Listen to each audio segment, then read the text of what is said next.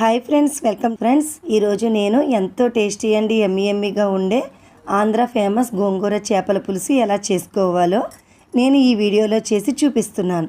Friends, ఈ video ఎక్కడ కూడా స్కిప్ చేయకుండా ఫుల్గా వాచ్ చేయండి. ఫ్రెండ్స్, ఇంక వీడియో స్టార్ట్ చేసేద్దాం. ముందుగా 1 kg చేప ముక్కల్ని ఉప్పు పసుపు వేసుకుని శుభ్రంగా వాష్ చేసుకోవాలి. తరువాత టేస్ట్కి సరిపడా ఉప్పు, 1.5 టేబుల్ స్పూన్ల కారం, కొద్దిగా పసుపు, 1 స్పూన్ అల్లం వెల్లుల్లి పేస్ట్, ఒక చిన్న గ్లాసుతో సగానికి గాను నూనెను వేసుకుని అన్ని చేప ముక్కలకు ఈ విధంగా పట్టించుకుని మ్యారినేట్ చేసుకుని ఫ్రిడ్జ్లో 3 అవర్స్ పాటు ఉంచుకోవాలి. ఇలా చేయటం వలన చేపల పులుసుకి మరింత టేస్ట్ వస్తుంది. తరువాత స్టవ్ ఆన్ చేసుకుని ఫ్రైయింగ్ ప్యాన్ పెట్టుకోవాలి. ప్యాన్ హీట్ అయిన తరువాత 1 టేబుల్ స్పూన్ ధనియాలు, ఒక చిన్న టీ స్పూన్తో 1/2 టీ స్పూన్ మెంతులు, 6 లవంగాలు, 2 యాలకులు, అంగుళం దాచిన చెక్క ముక్కను వేసుకుని వీటిని సిమ్లో డ్రైగా కాసేపు వేగనివ్వాలి. ఈ విధంగా కాసేపు డ్రైగా వేగిన తరువాత స్టవ్ ఆఫ్ చేసుకుని చల్లారిన తరువాత పౌడర్ చేసుకోవాలి. తరువాత మట్టి పాత్రను పెట్టుకుని ఒక చిన్న గ్లాసు పావు గాను నూనెను వేసుకోవాలి. ఒక చిన్న టీ స్పూన్తో 1/2 టీ స్పూన్ మెంతులు, 1 టీ స్పూన్ ఆవాలు వేసుకుని ఆవాలు చిటపట అనే వరకు వేగనివ్వాలి. 1 టీ స్పూన్ జీలకర్రను కూడా వేసుకోవాలి. 2 ఎండుమిరపకాయలను తుంచుకుని వేసుకోవాలి. మరియు 8 పచ్చిమిరపకాయలను ఈ విధంగా ఘాటు పెట్టుకుని వేసుకుని సిమ్లో కాసేపు బాగా వేగనివ్వాలి. ఈ విధంగా బాగా వేగిన తరువాత 2 మీడియం సైజు ఉల్లిపాయలను చిన్న ముక్కలుగా కట్ చేసుకుని వేసుకోవాలి. ఈ ఉల్లిపాయ ముక్కలకు సరిపడా ఉప్పును కూడా వేసుకుని బాగా మగ్గనివ్వాలి.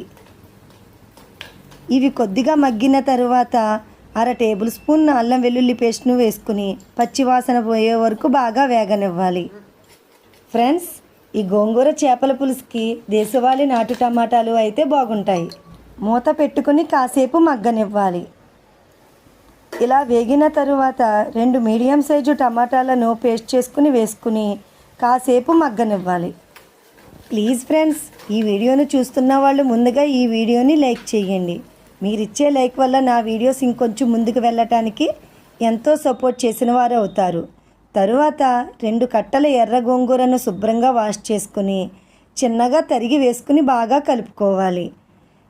ఈ చేపల పులుసుకి ఎర్ర గోంగూర అయితేనే పులుపు వస్తుంది. మూత పెట్టుకుని గోంగూరను బాగా మగ్గించుకోవాలి. మధ్యలో ఒకసారి మూత తీసుకుని ఎక్కడా అడుగంటకుండా గరిటెతో బాగా కలుపుకోవాలి. ఫ్రెండ్స్, ఈ గోంగూర బాగా వేగి ఆయిల్ ఈ విధంగా పైకి తేలిన తరువాత మాత్రమే మనం ముందుగా గ్రైండ్ చేసుకుని ఉంచుకున్న మసాలా పౌడర్ కొద్దిగా వేసుకుని మరి కాసేపు బాగా వేగనివ్వాలి.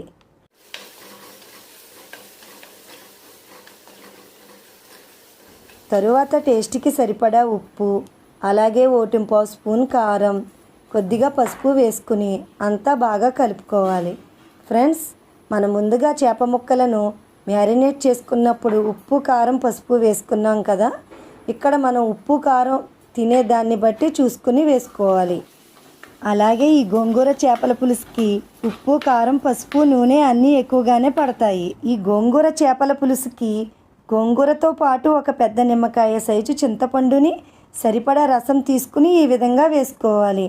అప్పుడే ఈ చేపల పులుసుకి పులుపు సరిపోతుంది. కొద్దిగా వాటర్ కూడా వేసుకుని మూత పెట్టుకుని మరిగించుకోవాలి.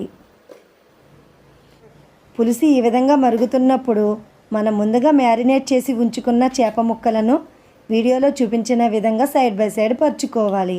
ఈ విధంగా పరుచుకోవటం వలన చేపల పులుసు సర్వింగ్ చేసినప్పుడు మనకి ఎక్కడా కూడా ముక్క విరిగిపోకుండా వస్తుంది. చేప ముక్కలు తీసుకున్న గిన్నెలో ఇంకొంచెం వాటర్ వేసుకుని వేసుకోవాలి. తరువాత ఎక్కడా కూడా గరిటె పెట్టకుండా వీడియోలో చూపించిన విధంగా కలుపుకున్న తరువాత మూత పెట్టుకొని సిమ్లో 20 నిమిషాల పాటు మరిగించుకోవాలి. 10 నిమిషాలు మరిగిన తరువాత మూత తీసుకుని కొద్దిగా కొత్తిమీరను వేసుకుని మరొకసారి వీడియోలో చూపించిన విధంగా కలుపుకోవాలి.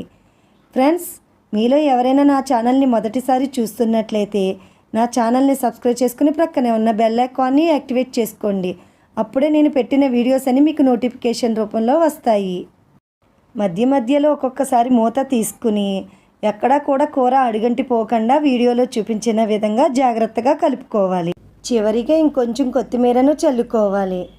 ఆయిల్ ఈ విధంగా పైకి తేలి పులుసు ఈ విధంగా చిక్కబడిన తర్వాత స్టవ్ ఆఫ్ చేసుకోవాలి.